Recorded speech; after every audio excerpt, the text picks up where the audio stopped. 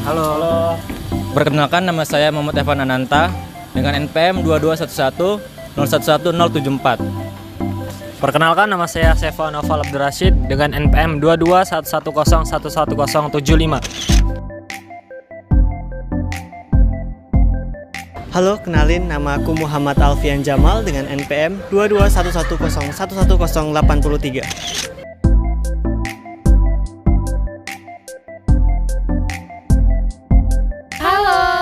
Perkenalkan, nama saya Dindara Arum dengan NPM 2211011103.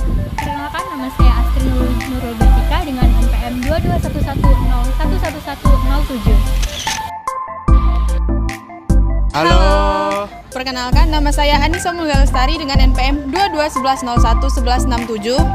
Dengan saya, perkenalkan, nama saya Muhammad Gani Alba dengan NPM 22510111002. Halo. Perkenalkan, nama saya Muhammad Alif dengan NPM 22510111006. Perkenalkan, nama saya Ali Akbar Karim dengan NPM 225111029. Tujuan pembelajaran dari bab ini adalah menjelaskan nilai metode perekrutan. Yang kedua, tentukan metode pemilihan awal. Yang ketiga, mengidentifikasi metode seleksi substantif yang paling berguna. Yang keempat, membandingkan jenis pelatihan utama. Yang kelima, menyebutkan metode manajemen kinerja. Yang keenam, mendiskusikan bagaimana akomodasi yang masuk akal membuat akses ke tempat kerja menjadi lebih mudah. Yang ketujuh, menjelaskan peran kepemimpinan sumber daya manusia dalam organisasi. Rekrutmen adalah proses mencari, menarik, dan memilih individu yang potensial untuk dipekerjakan guna mengisi posisi tertentu dalam suatu perusahaan atau organisasi. Proses ini melibatkan langkah-langkah seperti pengiklanan lowongan, seleksi kandidat, dan penempatan pekerja yang sesuai dengan kebutuhan perusahaan. Ini adalah daya tarik aplikasi. Daya tarik aplikasi adalah upaya yang digunakan untuk menarik minat calon penggemar agar melamar pekerjaan di suatu perusahaan. Selanjutnya adalah perluasan perekrutan. Perluasan perekrutan mencerminkan prevalensi penggunaan referensi karyawan dalam proses perekrutan. Sedangkan peran perekrut melibatkan identifikasi, pencarian, dan evaluasi calon potensial untuk posisi pekerjaan dalam suatu perusahaan. Selanjutnya adalah seleksi. Seleksi adalah tahap dalam proses perekrutan di mana calon karyawan dievaluasi dan dipilih berdasarkan kriteria tertentu untuk mengisi posisi yang tersedia dalam suatu perusahaan. Proses seleksi melibatkan serangkaian metode evaluasi seperti wawancara, uji keterampilan, dan penilaian lainnya untuk menentukan kesesuaian calon dengan persyaratan pekerjaan dan budaya perusahaan. Adapun tahapan-tahapan dalam seleksi antara lain, yang pertama adalah initial selection. Initial selection adalah tahap awal dalam proses perekrutan di mana calon karyawan pertama kali dievaluasi untuk menentukan kesesuaian awal mereka dengan persyaratan pekerjaan. Selanjutnya adalah application form. Application form adalah formulir yang diisi oleh calon pelamar sebagai bagian dari proses perekrutan. Formulir ini mencakup informasi seperti riwayat pekerjaan, pendidikan, keterampilan, dan data pribadi lainnya. Selanjutnya adalah resume and cover letter. Resume and cover letter adalah dokumen yang digunakan oleh calon pelamar untuk memberikan informasi tentang kualifikasi, pengalaman kerja, dan motivasi mereka kepada perusahaan. Resume merincikan riwayat pekerjaan, pendidikan, dan keterampilan, sedangkan cover letter memberikan kesempatan bagi pelamar untuk menjelaskan mengapa mereka cocok untuk posisi tersebut dan bagaimana mereka dapat berkontribusi pada perusahaan. Selanjutnya adalah background checks. Background checks adalah proses pemeriksaan latar belakang calon karyawan untuk memverifikasi informasi yang telah disampaikan dalam aplikasi mereka. Selanjutnya adalah reference check. Reference check adalah proses pemeriksaan referensi yang dilakukan oleh perusahaan untuk memverifikasi informasi yang diberikan oleh calon karyawan. Selanjutnya adalah informasi social media checks, yang merupakan praktik tidak resmi yang digunakan untuk memeriksa profil media sosial calon karyawan untuk perekrut atau perusahaan. Selanjutnya adalah credit history checks. Credit history checks adalah proses pemeriksaan riwayat kredit calon karyawan oleh perusahaan yang melibatkan catatan evaluasi kredit seseorang termasuk pembayaran hutang, peminjaman, dan riwayat keuangan lainnya. Selanjutnya adalah criminal background checks. Criminal background checks adalah pemeriksaan latar belakang kriminal calon karyawan oleh perusahaan. Tujuannya adalah untuk memverifikasi apakah calon tersebut memiliki catatan kejahatan atau bukti lainnya yang relevan dengan posisi pekerjaan yang diinginkan. Metode seleksi substantif merupakan inti dari proses seleksi dan mencakup tes tertulis, tes simulasi kinerja, dan wawancara. Tujuan dari seleksi substantif adalah untuk menentukan pelamar yang paling memenuhi syarat dari mereka yang memenuhi kualifikasi dasar. Seleksi kontingen biasanya diberikan kepada kandidat yang lulus tes substantif tetapi hanya ditawari pekerjaan jika mereka lulus pemeriksaan akhir. Selanjutnya itu ada tes tertulis.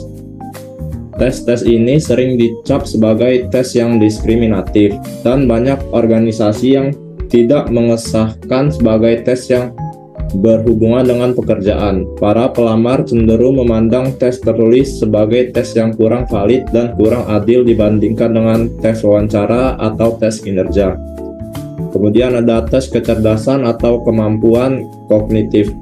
Tes kecerdasan atau kemampuan kognitif, kemampuan spasial dan mekanik, akurasi, persepsi, dan kemampuan motorik telah lama terbukti sebagai prediktor yang valid untuk kinerja banyak pekerjaan yang bersifat operasional terampil, setengah terampil, dan tidak terampil. Secara keseluruhan, tes intelijensi telah terbukti sebagai prediktor yang sangat baik untuk pekerjaan yang mencakup tugas-tugas yang kompleks secara kognitif, misalnya pemrograman komputer dan perekayasaan perangkat lunak. Kemudian itu ada tes kepribadian. Tes kepribadian tidak mahal dan mudah dilakukan. Tes kepribadian paling sering diberikan kepada para eksekutif dan manajer menengah. Namun, tes-tes ini juga cenderung diberikan kepada para kontributor, individu, dan karyawan per jam. Meskipun dengan biaya yang lebih rendah, secara umum para peneliti memandang tes kepribadian secara positif yang mengatakan bahwa sifat-sifat seperti ketelitian dan ekstroversi dapat memprediksi kinerja dalam organisasi. Kemudian ada tes integritas. Tes ini memiliki kecenderungan kandidat untuk berperilaku tidak etis. Tes ini telah terbukti menjadi alternatif yang ampuh untuk ukuran integritas yang tidak akurat, seperti tes kebohongan dalam memprediksi perilaku karyawan yang tidak etis seperti pencurian. Tes integritas berpotensi memprediksi kinerja pekerjaan yang diukur seobjektif mungkin oleh penyelia, dan potensi pencurian, masalah disiplin, dan ketidakhadiran yang berlebihan dengan dampak yang tidak terlalu besar. Namun demikian, banyak tes yang tersedia tidak semua dapat memprediksi hasil kinerja dan pekerjaan dengan baik. Kemudian ada tes simulasi kinerja. Dalam tes simulasi kinerja ini terdapat tes sampel kerja. Tes sampel kerja adalah simulasi langsung dari sebagian atau seluruh pekerjaan yang harus dilakukan oleh pelamar kerja secara rutin. Performa pelamar dalam setiap elemen sampel kerja mengukur kemampuan mereka untuk melakukan pekerjaan dengan lebih spesifik. Dari tes bakat dan kepribadian tertulis yang lebih ditargetkan pada kompetensi yang memprediksi performa, misalnya sifat dan kemampuan. Sampel kerja banyak digunakan untuk merekrut pekerja terampil seperti tukang las, masinis, tukang kayu, dan teknisi listrik. Kemudian ada pusat penilaian. Serangkaian tes simulasi kinerja yang lebih rumit biasanya dirancang untuk mengevaluasi potensi manajerial kandidat, diberikan di pusat-pusat penilaian. Para eksklusif lini, penyelia, atau psikologi terlatih mengevaluasi para kandidat ketika mereka menjalani 1 hingga beberapa hari latihan untuk mensimulasikan masalah nyata yang akan mereka hadapi di tempat kerja. Kemudian ada tes penilaian situasional. Untuk mengurangi biaya simulasi pekerjaan, banyak organisasi telah mulai menggunakan tes penilaian situasional yang menanyakan kepada pelamar bagaimana mereka akan tampil dalam berbagai situasi pekerjaan dan kemudian membandingkan jawaban mereka dengan jawaban karyawan yang berkinerja tinggi. Selanjutnya ada wawancara. Wawancara digunakan untuk menilai kecocokan antara pelamar dan organisasi. Selain mengevaluasi keterampilan spesifik yang berhubungan dengan pekerjaan, manajer melihat karakteristik kepribadian dan nilai-nilai pribadi untuk menemukan individu yang sesuai dengan budaya dan citra organisasi. Wawancara bisa dilakukan secara terstruktur atau tidak terstruktur. Sini ada wawancara terstruktur. Wawancara terstruktur digunakan sebagai teknik pengumpulan data. Jika peneliti atau pengumpul data telah mengetahui dengan pasti tentang informasi apa yang akan didapat. Dalam melakukan wawancara, peneliti perlu menyiapkan instrumen berupa pertanyaan tertulis yang alternatif, alat bantu seperti tape recorder, dan lainnya. Kemudian wawancara tidak struktur. Wawancara yang bebas di mana peneliti tidak menggunakan pedoman wawancara yang telah tersusun secara sistematis dan lengkap untuk mengumpulkan data dari informan. Pedoman wawancara ini digunakan hanya berupa garis-garis permasalahan yang akan ditanyakan pada informan. Kemudian ada tes seleksi kontingen. Dalam tes seleksi kontingen ini ada yang pertama itu pengujian narkoba. Tes narkoba masih bersifat kontroversial. Banyak pelamar yang berpikir bahwa tes tanpa kecurigaan yang beralasan merupakan tindakan yang invasif atau tidak adil. Mereka seharusnya diuji berdasarkan faktor kinerja pekerjaan, bukan pilihan gaya hidup yang mungkin tidak relevan. Pemberi kerja mungkin berpendapat bahwa penggunaan dan penyalahgunaan narkoba sangat merugikan. Tidak hanya dari segi finansial, tetapi juga dalam mempertimbangkan keselamatan orang lain. Kemudian ada pemeriksaan medis. Pengusaha juga terkadang menggunakan tes kesehatan untuk mengetahui apakah dan bagaimana mereka dalam mengakomodasi pegawai dengan disabilitas. Untuk pekerjaan yang membutuhkan tuntunan fisik atau psikologis yang berat seperti pengatur lalu lintas udara atau petugas pemadam kebakaran, ujian medis bisa jadi merupakan indikator penting dari kemampuan untuk bekerja. Yang pertama, kita akan bahas tentang konten pelatihan. Pelatihan dapat mencakup segala hal, mulai dari mengajari karyawan pengoperasian mesin yang sederhana, meningkatkan kepemimpinan eksekutif, membantu karyawan menjadi lebih menerima keberagaman, dan meningkatkan keseimbangan kehidupan kerja.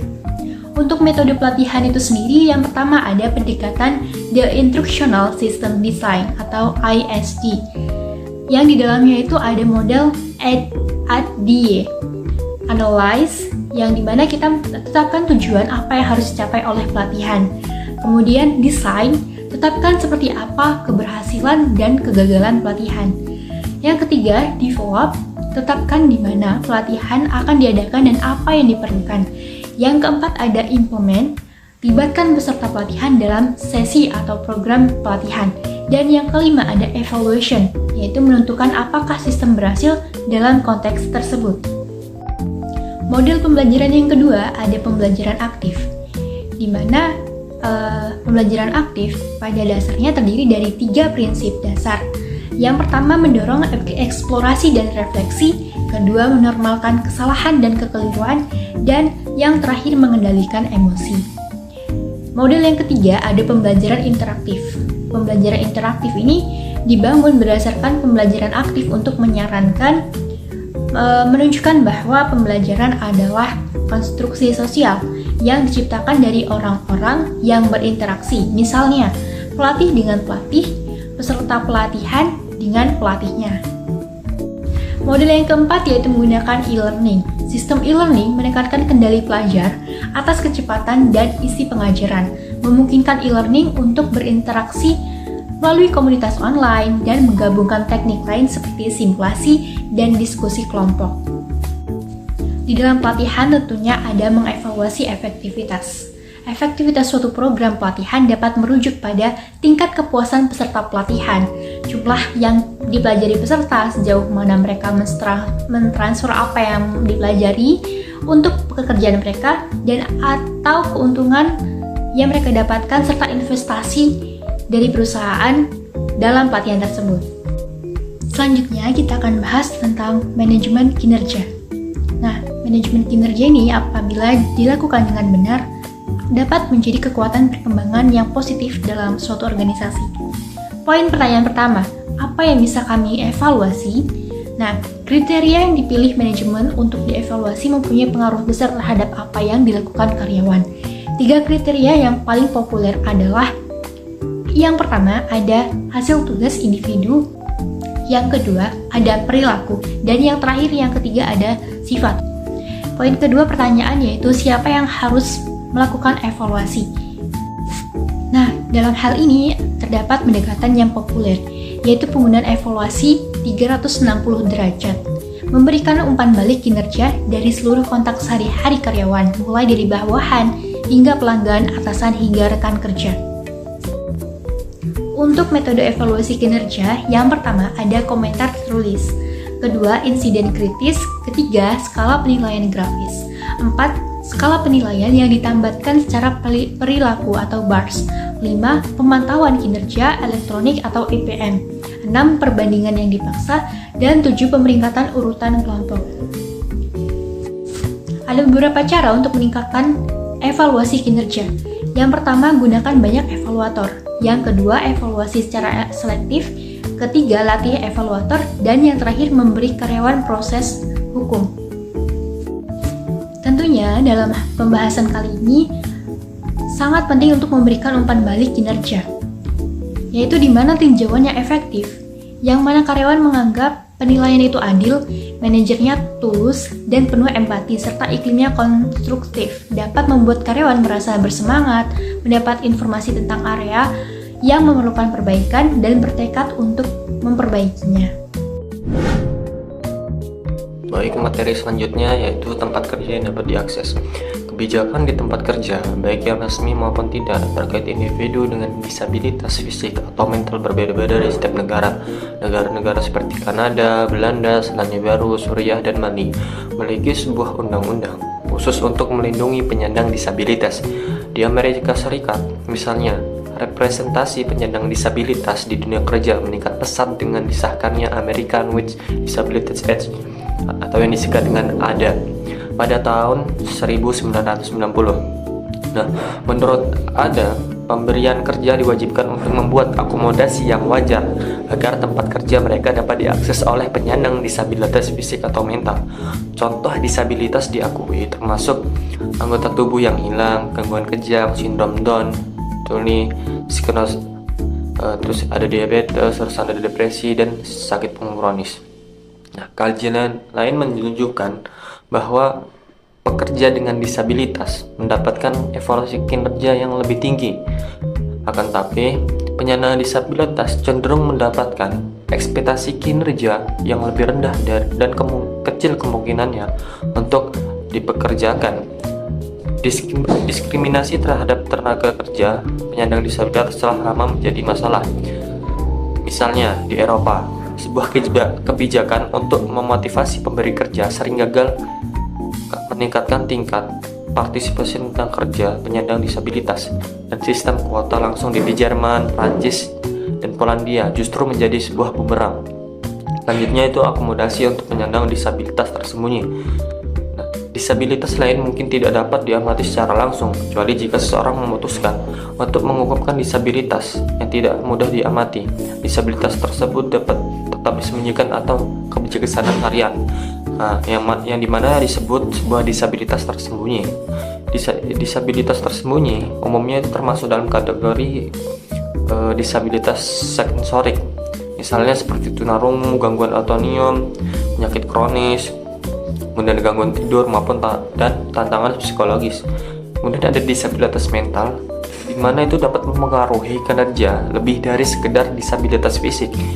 Nah, di mana itu individu itu masalah dengan mental kesehatan yang umum seperti depresi dan kecemasan secara signifikan lebih mungkin absen dari pekerjaan. Nah, penelitian menunjukkan bahwa penyandang disabilitas tersembunyi dapat distigmatisasi atau dikucilkan jika mereka mengungkapkan disabilitas mereka kepada orang lain di tempat kerja, dan mereka percaya bahwa atasan mereka akan menganggap mereka itu kurang mampu melakukan pekerjaan dengan baik. Misalnya, seseorang dengan diagnosis gangguan spektrum autisme yang dirahasiakan itu akan tetap menunjukkan perilaku yang khas dari kondisi tersebut. Nah, seperti kesulitan dalam komunikasi verbal dan kurangnya kemampuan untuk beradaptasi. Selanjutnya itu ada kepemimpinan sumber daya manusia. Nah, tugas-tugas terpenting organisasi dalam mengelola asetnya yang paling berharga adalah karyawannya, di mana HR itu memainkan peran penting sebagai kepemimpinan, dan HR itu aktif dalam merancang dan mengelola program tunjangan, melakukan survei sikap, hingga menyusun dan menegakkan kebijakan ketenagakerjaan. Para peneliti telah meneliti efek dari sistem kerja yang berkinerja tinggi, yaitu HPWS, di mana praktik-praktik HPWS ini mana itu saling bekerja sama dan saling menguatkan satu sama lainnya untuk mencapai sebuah strategi organisasi dan meningkatkan hasil organisasi dari waktu ke waktu. Nah, praktik-praktik HPWS ini dapat mencakup praktik-praktik yang meningkatkan motivasi seperti program bagi hasil, ada sistem penghargaan, serta praktik-praktik yang meningkatkan keterampilan itu ada seperti pelatihan dan pengembangan. Nah, HPWS ini yang berorientasi pada kreativitas, menginspirasi karyawan untuk menghasilkan sebagai solusi inovatif yang memenuhi beragam kebutuhan pelanggan. Dan yang terakhir, HPWS ini berorientasi pada pemberdayaan, di mana itu memberdayakan karyawan untuk berani berbicara dan secara mandiri bertanggung jawab atas pekerjaan mereka yang menuju pada peningkatan kinerja pekerjaan. Selanjutnya itu ada mengkomunikasikan praktik-praktik kepemimpinan SDM, di mana karyawan yang berpikir bahwa praktik-praktik yang sama dibuat untuk mengeksploitasi pekerja, tidak memberikan reaksi positif yang sama. Nah, sebuah tinjauan ini menemukan bahwa praktik-praktik SDM ini lebih mungkin menghasilkan hasil yang positif ketika karyawan merasa termotivasi. Secara keseluruhan, hasil-hasil penelitian menunjukkan bahwa perusahaan tidak cukup hanya dengan membuat praktik-praktik saja. Di mana itu mereka harus menunjukkan bahwa praktik tersebut sebenarnya adalah upaya untuk membuat perusahaan lebih sukses dan membantu karyawan mencapai hasil yang lebih baik. Kemudian ada kebijakan berbeda dengan tunjangan, karena kebijakan memberikan sebuah pedoman perilaku, bukan hanya kondisi kerja. Komunikasi kepemimpinan dapat membantu bentuk sikap dan persepsi karyawan tentang praktek SDM.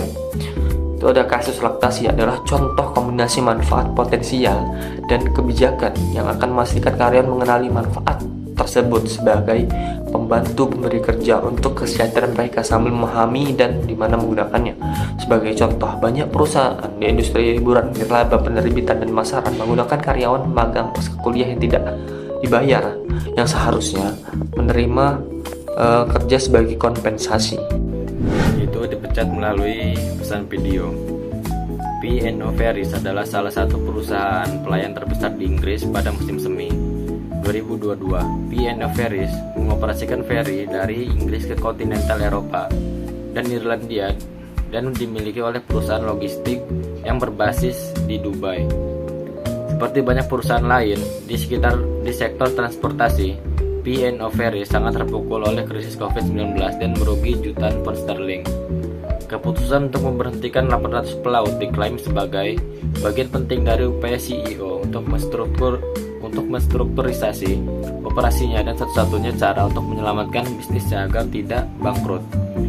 Namun keputusan drastis yang diambil perusahaan ini benar-benar mengejutkan para karyawannya. Sama seperti yang dialami perusahaan selain itu, cara penyampaian keputusan redundansi kepada karyawan di tidak memiliki proses dan prosedur yang tepat. Rapat video Zoom berdurasi 3 menit yang direkam sebelumnya berlangsung di penghujung hari tanpa peringatan apapun. Di sini ada 3 pertanyaan. Pertanyaan yang pertama yaitu, tolong tunjukkan di mana manajemen seharusnya berkonsultasi dan mengikuti saran dari Departemen SDM dalam kasus ini. Pertanyaan yang kedua, perusahaan memutuskan untuk menggantikan awak kapal yang dipecat dengan staf agen dari negara lain dengan upah lebih rendah dibandingkan dengan proses rekrutmen dan seleksi internal. Metode perekrutan staf seperti ini bisa menimbulkan masalah potensial apa saja. Pertanyaan yang ketiga, menurut Anda apa konsekuensi dari masalah SDM yang tidak ditangani dengan baik bagi perusahaan? Baik, di sini jawaban dari kelompok kami. Jawaban dari pertanyaan pertama yaitu, manajemen seharusnya berkolaborasi dengan Departemen SDM untuk konsultasi sebelum PHK massal, menetapkan prosedur yang adil, mendapatkan saran terkait etika, dan memastikan kepatuhan hukum terkait keputusan tersebut. Jawaban dari pertanyaan kedua yaitu, penggantian karyawan dengan staf agen dari negara lain yang dibayar lebih rendah dapat menimbulkan masalah etika, mempengaruhi motivasi karyawan, menurunkan kualitas layanan, merusak reputasi perusahaan, menciptakan ketidakstabilan internal, dan berpotensi melanggar hukum ketenagakerjaan. Keputusan tersebut berpotensi merugikan karyawan dan perusahaan dalam jangka panjang. Jawaban dari pertanyaan ketiga yaitu, masalah SDM yang tidak ditangani dengan baik dapat menyebabkan kehilangan bakat, ketidakstabilan organisasi, merusak reputasi perusahaan, peningkatan biaya, dan menurunnya kepuasan karyawan. Ini memiliki dampak negatif terhadap kinerja, produktivitas, dan citra perusahaan seluruhnya. Kesimpulan dari bab ini adalah, metode rekrutmen tradisional seperti wawancara dan lamaran yang tidak terstruktur dianggap sebagai metode yang paling tidak informatif. Manajer harus mencari metode yang lebih efektif untuk menilai kandidat. Program pelatihan harus dirancang untuk mengatasi kesenjangan keterampilan dan kebutuhan pelatihan yang spesifik. Kombinasi pendekatan pelatihan formal dan informal harus diadopsi dengan fokus pada membangun struktur, mendorong keterlibatan peserta, dan mempromosikan interaksi pembelajaran yang positif. Pendekatan tradisional dari penilaian kinerja tahunan untuk pemutusan hubungan kerja, promosi, dan kenaikan gaji tidak efektif. Manajer harus mempertimbangkan untuk menerapkan sistem manajemen kinerja berkelanjutan yang berfokus pada perilaku konkret, mendapatkan umpan balik dari beberapa karyawan terlatih, dan melayani tujuan pengembangan. Faktor-faktor subjektif seperti reputasi, keamanan, dan rasa hormat penting dalam mengevaluasi kinerja karyawan. Faktor-faktor ini berkontribusi pada persepsi keseluruhan organisasi sebagai organisasi yang berkualitas tinggi dan diinginkan. Pemberi kerja dapat menggunakan teknologi seperti pemindai lamaran untuk mencari kata kunci dan kualifikasi untuk merampingkan proses seleksi. Namun, kandidat harus berhati-hati dalam memberikan informasi palsu pada lamaran mereka, karena pemberi kerja dapat dengan mudah mengidentifikasi kebohongan dan mendiskualifikasi mereka dari pertimbangan. Catatan kriminal dapat digunakan sebagai indikator potensi perilaku menyimpang di tempat kerja. Namun demikian, penggunaan pemeriksaan latar belakang kriminal dalam keputusan perekrutan dapat berimplikasi pada keadilan pasar tenaga kerja dan dapat berdampak secara tidak proporsional pada kelompok tertentu. Pemeriksaan media sosial informal biasanya dilakukan oleh pemberi kerja untuk mengumpulkan informasi latar belakang kandidat. Namun legalitas praktik ini dipertanyakan dan dapat menyebabkan keputusan perekrutan yang bias berdasarkan informasi yang dilindungi. Terdapat 6 tujuan pembelajaran pada bab ini. Yang pertama, jelaskan bagaimana proses stres terungkap di tempat kerja. Kedua, diskusikan bagaimana tidur, penyakit, dan cedera mempengaruhi kesehatan fisik di tempat kerja. 3. Kenali bagaimana kondisi kesehatan mental maladaptif dapat terwujud sebagai akibat dari pemicu stres di tempat kerja. 4. Bandingkan 4 teori utama stres dan teori kesehatan. 5. Membedakan antara pekerjaan dan kehidupan, konflik dan pengayaan kehidupan kerja. Dan yang terakhir, 6. Jelaskan individu dan pendekatan organisasi untuk mengelola stres di tempat kerja. Oke, pada bab 18 kali ini kita akan membahas mengenai stress and health in organization. Yang pertama ada sifat stres dalam organisasi.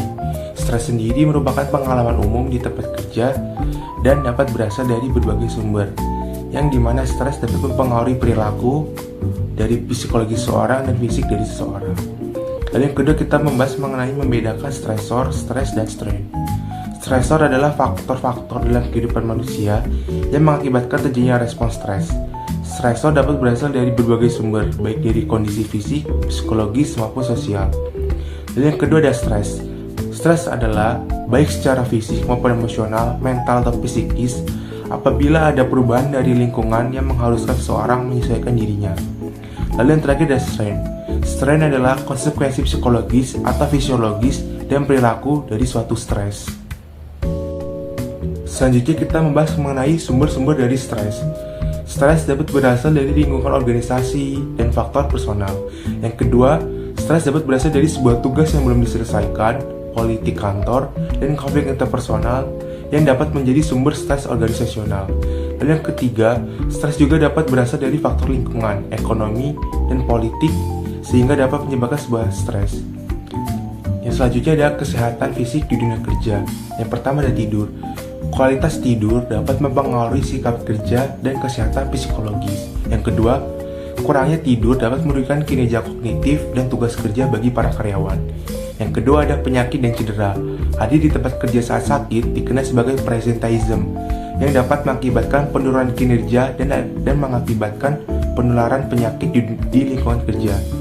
Yang kedua ada faktor risiko pribadi dan kerja dapat berkontribusi pada penyakit dan cedera, di mana saat seseorang mengalami cedera akan mengakibatkan penurunan kinerja yang signifikan terhadap suatu perusahaan dari karyawan tersebut.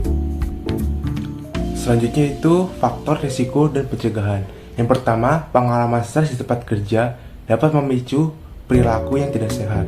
Lalu yang kedua, perencanaan dan program kesejahteraan dapat membantu mengurangi risiko kesehatan fisik terkait stres di tempat kerja.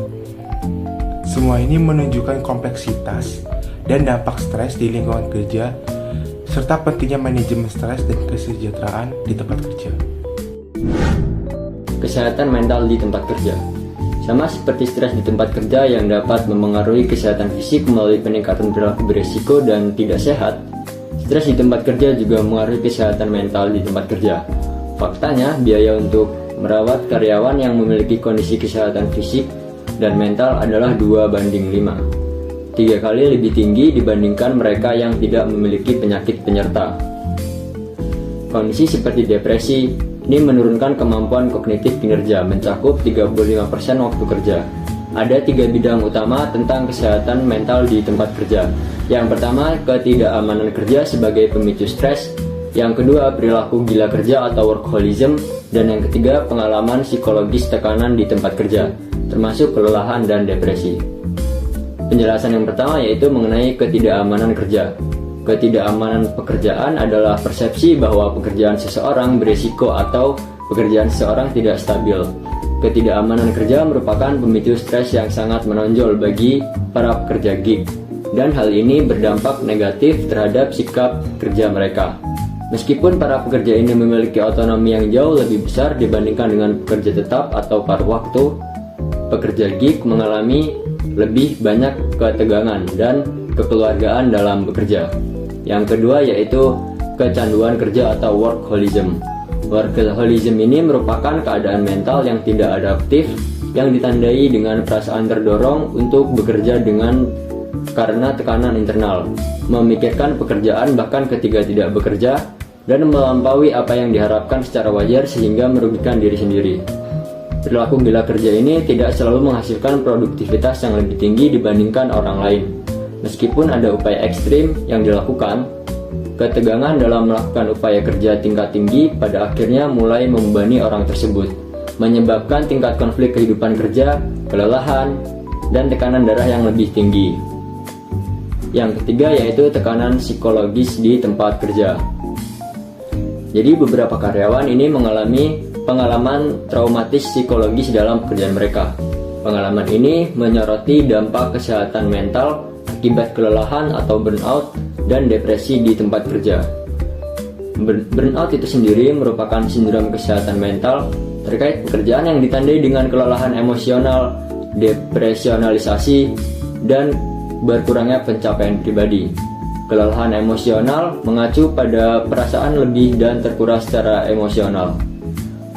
Depresi, meski mendapat banyak perhatian, beberapa peneliti berpendapat bahwa kelelahan dalam banyak hal sangat mirip dengan depresi, yaitu gangguan kesehatan mental yang ditandai dengan kesedihan, kehilangan minat, putus asa, dan kekesalan.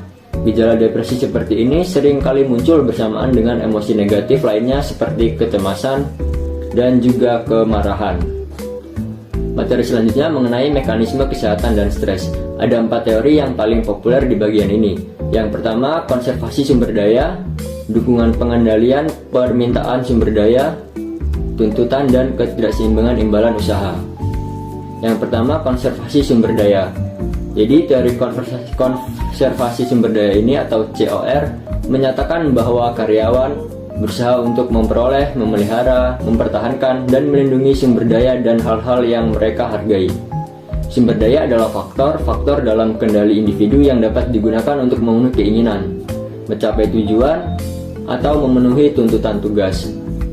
Selanjutnya yaitu model ketidakseimbangan upaya imbalan. Jadi metode ketidakseimbangan antara upaya dan imbalan ini menunjukkan bahwa karyawan akan mengalami ketegangan ketika mereka melakukan banyak upaya dan mendapatkan sedikit imbalan. Pada gilirannya, karyawan termotivasi untuk mengatasi kesenjangan ini dengan 2 hal. Yang pertama dengan melakukan sedikit upaya, atau dengan yang kedua yaitu bekerja untuk memaksimalkan atau meningkatkan imbalan. Nah, persoalannya pada titik manakah ketidakseimbangan antara usaha dan imbalan ini menjadi bermakna atau cukup menarik untuk menyebabkan perubahan dalam pengalaman stres. Sulit juga dibayangkan adanya ketidakseimbangan yang menyebabkan kesusahan. Sulit juga untuk menentukan mana yang lebih berkontribusi terhadap ketidakseimbangan ini, apakah upaya atau imbalan. Selanjutnya model dukungan kontrol permintaan, atau bisa juga disebut model Job Demand Control Support atau JDCS, menyatakan bahwa ketegangan merupakan fungsi dari 3 faktor. Yang pertama tuntutan, kendali, dan dukungan. Jadi permintaan atau tuntutan ini adalah tanggung jawab, tekanan, kewajiban, dan ketidakpastian yang dihadapi individu di tempat kerja. Pengendalian mengacu pada sejauh mana karyawan mempunyai keleluasaan dalam melakukan pekerjaan mereka.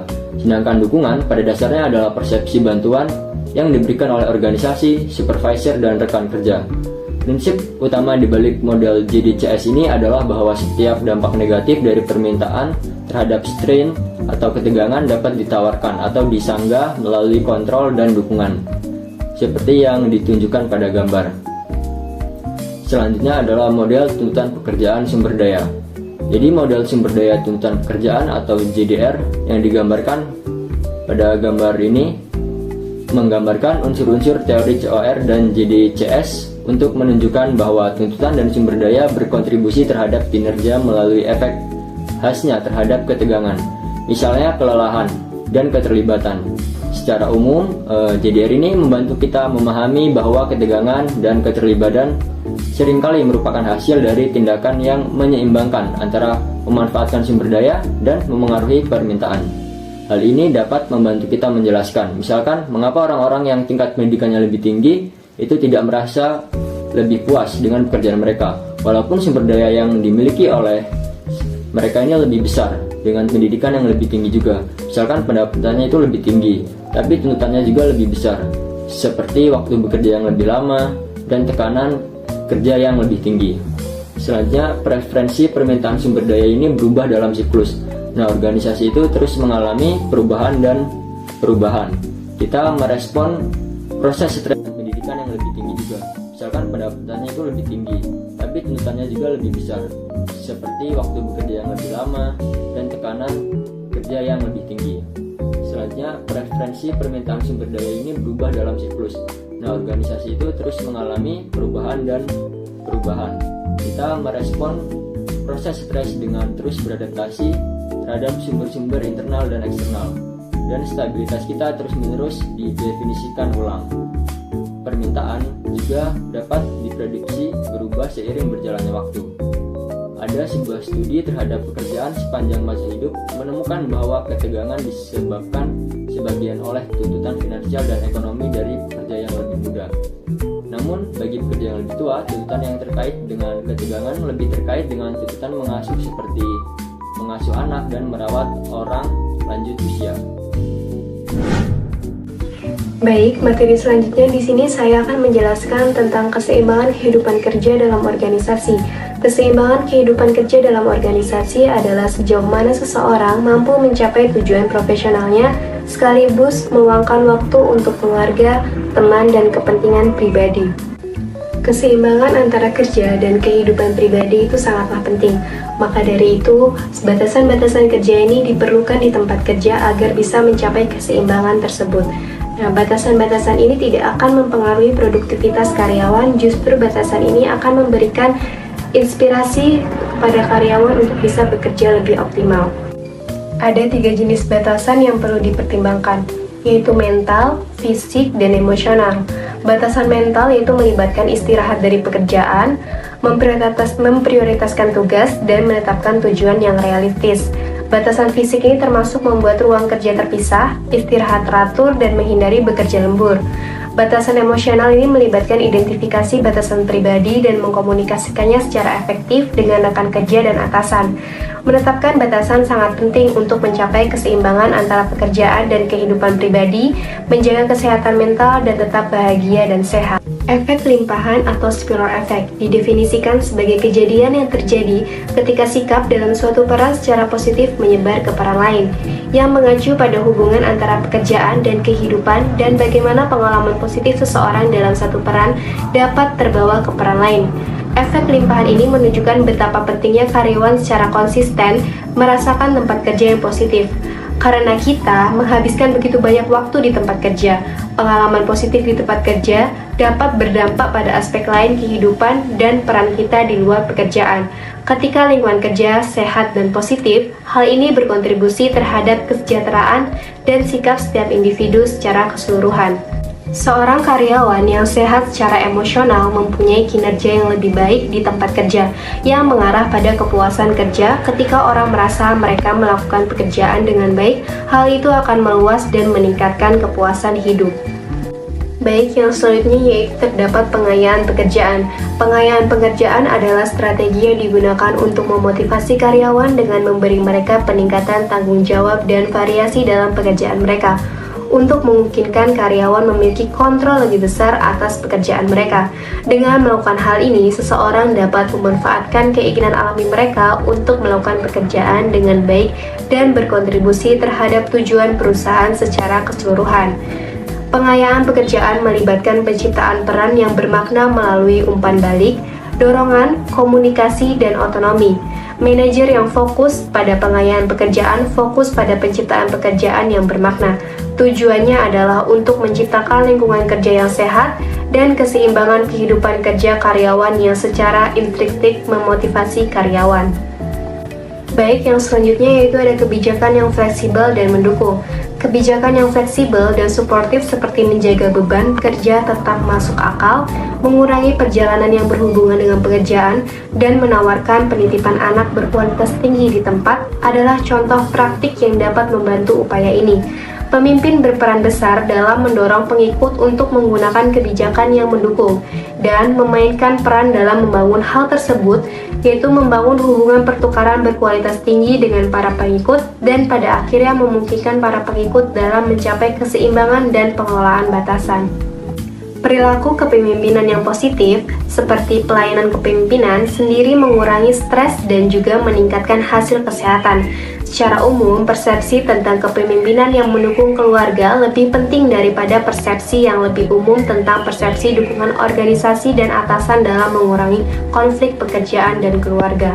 Baik, materi selanjutnya itu tentang managing stress and health. Seorang karyawan dapat secara efektif mengambil tanggung jawab pribadi untuk mengelola kesehatan dan tingkat stres mereka melalui praktik penanggulangan dan pengalaman pemulihan. Dengan melakukan ini, dapat memberikan dampak hilir terhadap kinerja OCB, CWB, sikap, dan kesehatan di tempat kerja. Seseorang tidak harus berusaha secara aktif mencegah atau menghindari stres, namun sebaliknya harus berusaha secara aktif memulihkan, bersantai, dan menyegarkan. Yang pertama itu terdapat mengembangkan keterampilan manajemen waktu. Karyawan yang terorganisir dengan baik mungkin dapat mencapai prestasi 2 kali lipat dibandingkan karyawan yang tidak terorganisir dengan baik. Menunjukkan bahwa keterampilan dan pengambilan keputusan dalam manajemen waktu mempengaruhi keseimbangan kerja, keluarga, sikap kerja, dan kinerja. Terdapat beberapa keterampilan manajemen waktu yang paling terkenal. Yang pertama yaitu tetap teratur melalui kalender perangkat, lunak manajemen proyek, dan daftar tugas yang menjauhkan waktu untuk istirahat dan pemulihan. Yang kedua, memprioritaskan tugas, kewajiban, dan tanggung jawab sambil bekerja untuk mendelegasikannya berdasarkan prioritas. Yang ketiga, menetapkan tujuan jangka panjang dan pendek yang realistis untuk sementara. Keterampilan manajemen waktu yang paling buruk yang oleh sebagian orang dikaitkan dengan kinerja yang lebih baik. Yang pertama itu bekerja lebih cepat dan yang kedua itu bekerja lebih lama. Keterampilan ini dapat membantu meminimalkan penundaan dengan memfokuskan upaya pada tujuan jangka pendek dan meningkatkan motivasi bahkan saat menghadapi tugas yang kurang menyenangkan. Kemudian yang selanjutnya terdapat berfokus pada kesehatan mental dan kebugaran fisik yang direkomendasikan, yaitu seperti latihan fisik non-kompetitif seperti aerobik, jalan kaki, jogging, berenang, dan mengendarai sepeda untuk mengatasi tingkat stres yang berlebihan dan meningkatkan aktivitas fisik dan kesehatan mental. Kegiatan-kegiatan ini mengurangi fisiologis yang merugikan respon terhadap stres dan memungkinkan kita pulih dari stres lebih cepat. Olahraga juga dapat membantu menahan dampak negatif yang berlebihan. Kemudian yang selanjutnya itu terdapat membangun ketahanan. Ketahanan ini melibatkan dampak buruk stres dan ketegangan. Ketahanan sangat penting sebagai bentuk persiapan menghadapi krisis seperti bekerja dari jarak jauh selama awal pandemi global hingga terjun langsung ke dalam pertempuran bersenjata.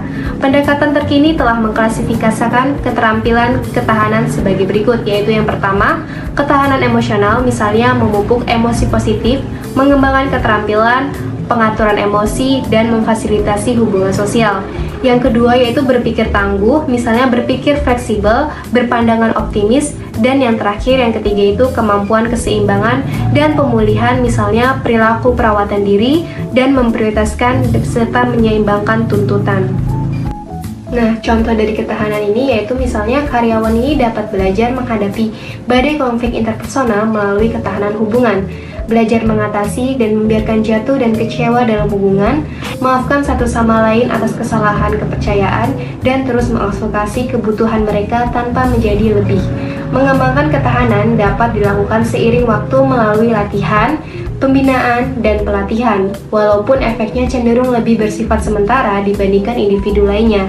Mempraktikkan relaksasi dan perhatian. Karyawan dapat melatih dirinya sendiri mengurangi ketegangan melalui teknik relaksasi seperti meditasi, mindfulness, dan pernapasan dalam. Tujuannya adalah untuk mencapai keadaan relaksasi fisik yang mendalam. Kemudian yang selanjutnya terdapat mencari dukungan sosial. Seperti yang telah kita ketahui, teman, keluarga, atau rekan kerja dapat memberikan jalan keluar ketika tingkat stres menjadi berlebihan. Memperluas jaringan dukungan sosial memungkinkan kita menemukan seseorang yang mau mendengarkan masalah yang sedang kita hadapi. Kemudian yang selanjutnya terdapat pendekatan organisasi. Beberapa faktor organisasi yang menyebabkan stres, khususnya tuntutan tugas dan peran, dikendalikan oleh manajemen. Strategi yang patut dipertimbangkan mencakup desain ulang pekerjaan, memastikan pengalaman pemulihan dan program kesehatan, mendesain ulang pekerjaan untuk memberikan karyawan lebih banyak tanggung jawab, pekerjaan yang lebih bermakna, otonomi yang lebih besar, dan peningkatan umpan balik dapat mengurangi ketegangan. Faktor-faktor ini memberikan karyawan kendali lebih besar terhadap aktivitas kerja dan mengurangi ketergantungan mereka pada orang lain dan menunjukkan bahwa organisasi dan kepemimpinan peduli terhadap kesejahteraan karyawan. Dalam mendesain ulang pekerjaan, manajer ini terus memperhatikan tugas-tugas seperti yang mungkin berfungsi sebagai atau menghalangi pemicu stres. Yang selanjutnya terdapat program kesehatan, seperti program bantuan karyawan atau EAP, program kehidupan kerja, atau program kesehatan yang didukung oleh organisasi. Ini adalah program yang didukung organisasi yang berfokus pada kesehatan fisik dan mental karyawan secara keseluruhan. Mereka ini biasanya menyediakan lokakarya untuk membantu orang berhenti merokok, mengendalikan penggunaan alkohol, menurunkan berat badan, dan membuat pilihan makanan dan minuman yang lebih sehat, serta mengembangkan program olahraga teratur, membantu karyawan juga meningkatkan kesehatan psikologis mereka. Sebagian besar program kesehatan berupaya membekali karyawan dengan apa yang mereka perlukan untuk memikul tanggung jawab mereka. Yang terakhir yaitu mengaktifkan opsi kerja jarak jauh. Contohnya seperti pada saat pandemi COVID-19 telah menyebabkan banyak perusahaan beralih ke work from home. Dengan sistem kerja beralih virtual ini, pemberi kerja mengindikasikan bahwa banyak pekerja lebih memilih bekerja dari rumah setidaknya untuk sebagian waktu. Penelitian juga menerapkan pembelajaran mesin untuk membandingkan 1,56 juta tweet sebelum dan sesudah pandemi, menunjukkan bahwa opini masyarakat terhadap pekerjaan jarak jauh meningkat secara signifikan. Studi kasus ini membahas dampak pandemi COVID-19 terhadap orang tua yang bekerja, khususnya dalam hal burnout. Meskipun mereka memiliki fleksibilitas dalam bekerja dari rumah, studi menunjukkan bahwa orang tua yang bekerja mengalami tingkat stres yang tinggi dan gejala burnout. Penutupan sekolah dan fasilitas penitipan anak serta pembatasan pergerakan mengakibatkan tuntutan waktu yang meningkat bagi orang tua yang bekerja. Mereka harus mengurus anak-anak, bekerja, dan menghadapi resiko kesehatan dan ketidakpastian ekonomi. Dalam banyak kasus, perempuan lebih terdampak daripada laki-laki karena adanya peran gender tradisional yang masih mempengaruhi pembagian kerja rumah tangga. Orang tua dengan pendapatan rendah, ruang tinggal terbatas, anak-anak yang lebih muda, atau anak-anak dengan kebutuhan khusus juga mengalami tekanan dan tambahan. Meskipun banyak organisasi memberikan fleksibilitas jam kerja dan program kesejahteraan online, fleksibilitas tersebut terkadang mengakibatkan kelelahan fisik dan kelelahan mental. Studi menyarankan bahwa pendekatan kesejahteraan yang fokus pada tim dan saling mengurus satu sama lain mungkin lebih efektif daripada hanya mengandalkan perawatan diri individu. Dalam jangka panjang, pendekatan ini dapat meningkatkan pengetahuan bersama, empati, dan ketahanan tim. Studi kasus ini menunjukkan bahwa dalam situasi krisis seperti pandemi, fleksibilitas kerja saja tidak cukup. Perusahaan perlu mempertimbangkan strategi yang lebih holistik untuk mengatasi burnout dan meningkatkan kesejahteraan orang tua bekerja, termasuk dukungan tim dan pemahaman terhadap situasi individu. Dalam bab ini kita menjelaskan tentang isu kesehatan dan stres di organisasi yang menjadi kritis publik global. Stres di organisasi mengakibatkan paparan yang terus-menerus terhadap stresor, dan hal ini menghasilkan tekanan fisik, psikologis, dan perilaku. Stresor dapat bersifat positif atau negatif, tapi keduanya dapat menyebabkan tekanan. Pengalaman stres memiliki dampak penting terhadap kesehatan fisik dan mental. Peneliti dan praktisi dalam bidang organizational behavior semakin prihatin terhadap isu-isu kesehatan fisik di tempat kerja, seperti tidur karyawan, presentation, dan faktor risiko yang menyebabkan penyakit dan cedera. Kesehatan mental juga menjadi perhatian dan fokus pada ketidaknyamanan kerja, workaholisme, dan masalah psikologis di tempat kerja seperti kelelahan dan depresi.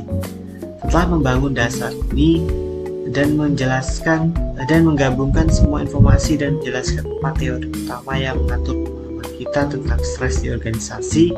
Selanjutnya kita membahas isu keseimbangan kerja hidup yang sangat relevan di organisasi, termasuk pertanyaan apakah kita benar-benar menghadapi normal baru dalam cara kita memandang pekerjaan dan kehidupan, batasan yang kita tetapkan antara berbagai domain kehidupan kita dan pengaruh kehidupan serta perpindahan baik positif maupun negatif yang terjadi antar domain tersebut. Manajemen memainkan peran penting dalam memfasilitasi strategi karyawan dalam mengelola batasan domain ini.